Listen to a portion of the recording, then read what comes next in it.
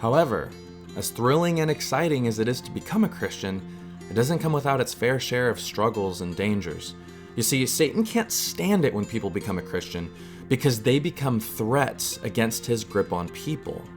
Because new believers now have the power of the living God dwelling within them, Satan, in an effort to protect his influence in this world, will target new followers of God, and he'll do everything in his power to either destroy, stunt, diminish, or taint the faith of a newborn believer. So whether you're a new follower of Christ or know someone who recently became one, here are 5 steps that every new believer must follow in order for them to grow properly and to be protected from spiritual threats. Or in other words, this is how someone becomes a Christian or a follower of Jesus Christ.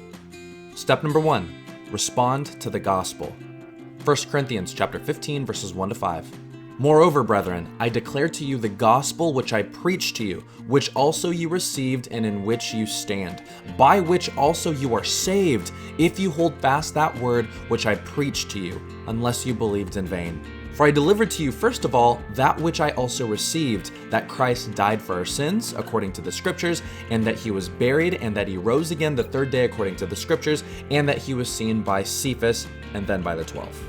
In this passage, Paul declares the gospel, or the good news, by which we are saved. And then he lists the 4 components of the gospel: that Christ died for our sins, that he was buried, rose again, and was seen. So if you want to become a Christian, you need to respond to this gospel and believe that Jesus died for you and your sin. Simply put, this is the gospel message. God is a holy God, and because he is completely holy, he must judge all sin.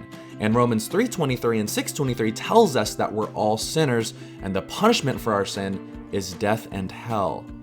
Why hell? Because hell is the second death according to Revelation chapter 21, verse 8.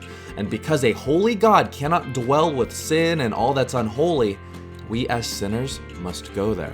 But Jesus, God's Son, died and took our punishment upon himself. And now in Romans 5:1, it tells us that when we have faith and believe that Jesus died for us and our sin, we are justified or declared righteous. So that means that even though I'm an imperfect sinner, I can now go to heaven and dwell with God because Jesus paid the price for my sin. And the reason why he paid for my sins is because he loves me. And we know that because of Romans 5:8.